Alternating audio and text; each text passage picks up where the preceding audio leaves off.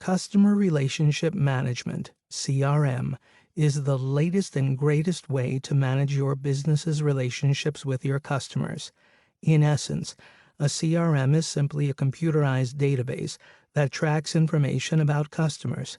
In the old days, customer information, names, addresses, phone numbers, and so on, was filed away on index or rolodex cards or on sheets of paper stapled into file folders. Today, digitized CRM systems are light years ahead of those old approaches to doing business, and a number of computer systems on the market specialize in capturing, storing, and analyzing customer information.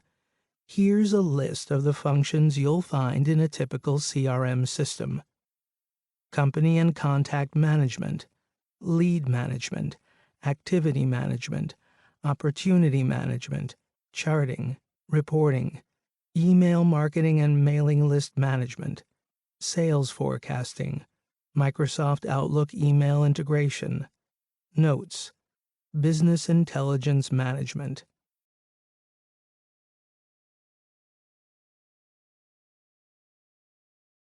Computerized CRM systems offer the following benefits to the businesses that use them. Enables companies to provide better customer service by centralizing customer information and making it more readily available to those who need it. Makes it easy to share customer information throughout an organization, just down the hall or around the world. You can quickly share info because of its ready availability on most any company computer or even data-enabled phones. Help companies give customers exactly what they want, when and where they want it. As customer ordering information is compiled over a long period of time, salespeople can better anticipate future customer needs. Makes the entire selling process more efficient. It saves both time and money that used to be wasted in trying to coordinate a variety of customer information systems, often paper-based, in scattered offices.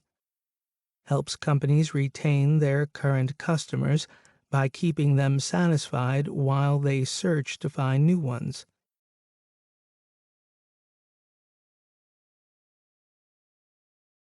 Is there a CRM in your company's future? If your business has anything to do with sales, there probably already is. Although you can use CRM software for all sorts of sales-related tasks, the systems generally fall within one of two categories: Salesforce Automation, SFA, which facilitates the sales process. The system keeps track of current customers, sales leads for new customers, and forecasts and reports on the company's sales pipeline. Customer Service or Support, CSS, which helps track customer complaints, service requests, repair scheduling, and other customer service-related tasks. Because choosing the right CRM is a critical decision for your business, take your time when scouting out the right product for you. The right system for you is the one that works and will allow for future growth. Ask your colleagues or industry contacts what they use, and ask the CRM salesperson for references, who you can call or email to discuss their satisfaction. And when you select a system and implement it, monitor the rollout closely, checking in often with your salespeople to make sure it is doing what it is supposed to do. Many companies make two major mistakes that keep them from increasing their sales and improving their profits. Something that doesn't always occur simultaneously, by the way.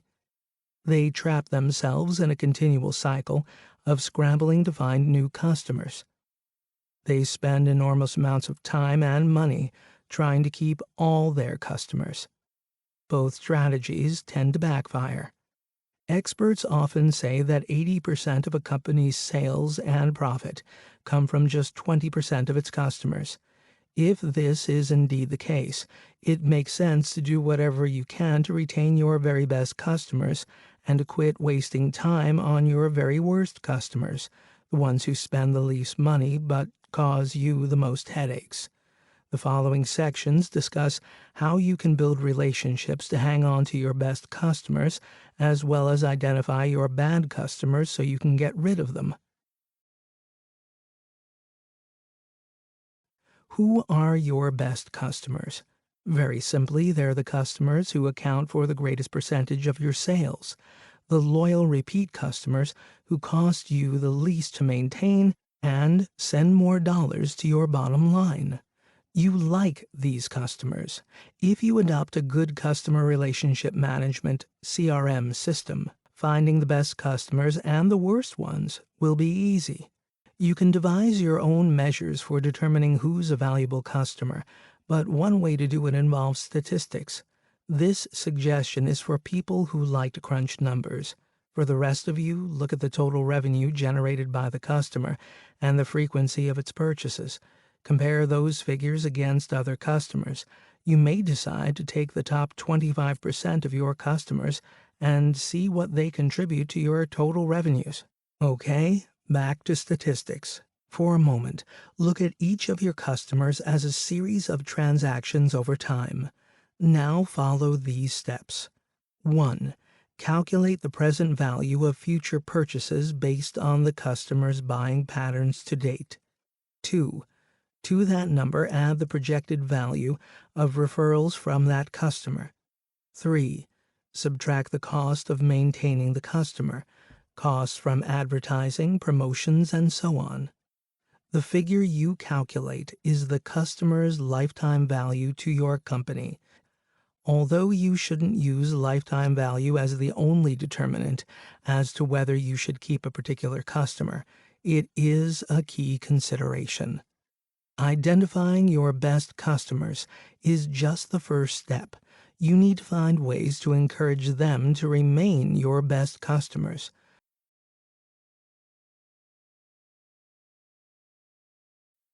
Customers love to feel as though they're important to the companies that they hand money to. They want you to respect what they're contributing to your success. When you get a chance, therefore, reward your best customers so they stay your best customers.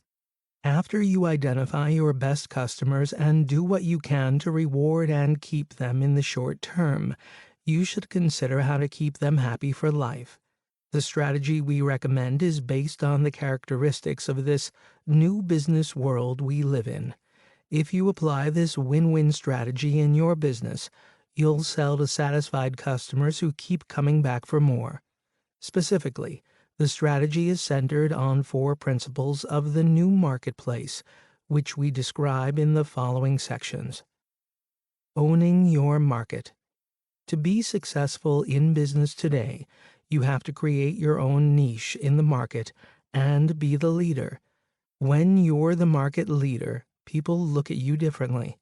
You have an automatic edge over your potential competitors. You set the standards in the market and can encourage others to develop products and services that are complementary to yours. That was Microsoft's strategy when it carved out a niche in computer operating systems with its Windows product.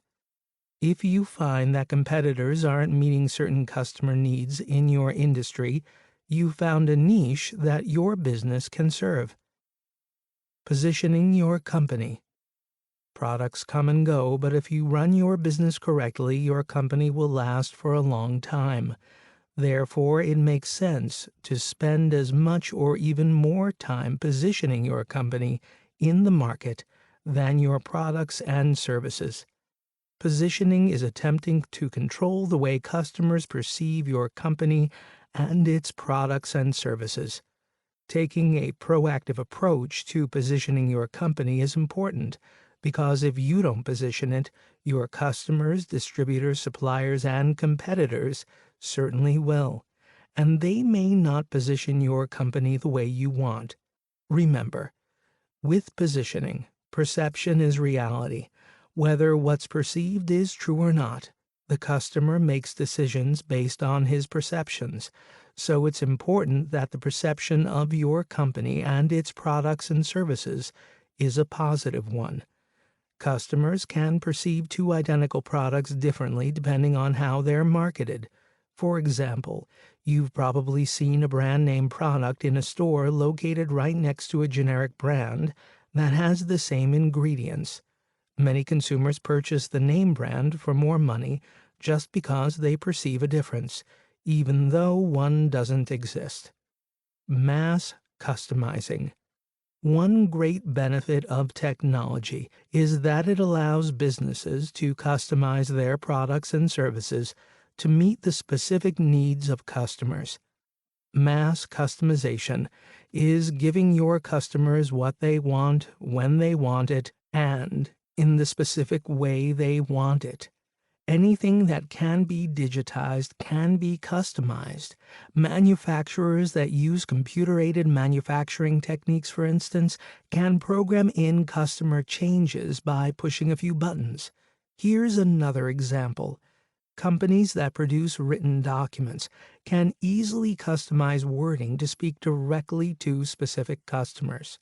Remember, the fundamental requirement for mass customization is a good relationship with your customers. When they trust you, they can guide you in your efforts to give them exactly what they want. Focusing on things you can't touch or see. Businesses often become so product or service focused that they can't see or they ignore what's really significant. The most important things about your company and its products or services are the things you can't see or touch, the intangibles. In other words, quality, customer focus, reliability.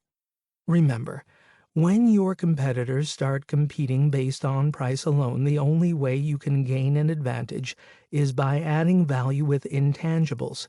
Customers tend to buy from businesses with which they have ongoing relationships and where they perceive value because they've invested time and effort. It may sound harsh to encourage you to get rid of your bad customers, but the reality is that they're holding your business back. They're the ones who have a bad debt history with your company. They buy infrequently and in so little volume that if you ran the numbers, you'd find that keeping them actually is costing you money. The most valuable customers, on the other hand, are making you money. Every company has good customers and bad customers.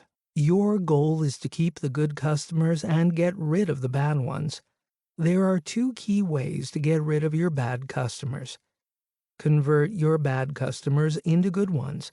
Ideally, it would be great if you could simply convert your bad customers into good ones. In some cases, you may want to give it a try. How?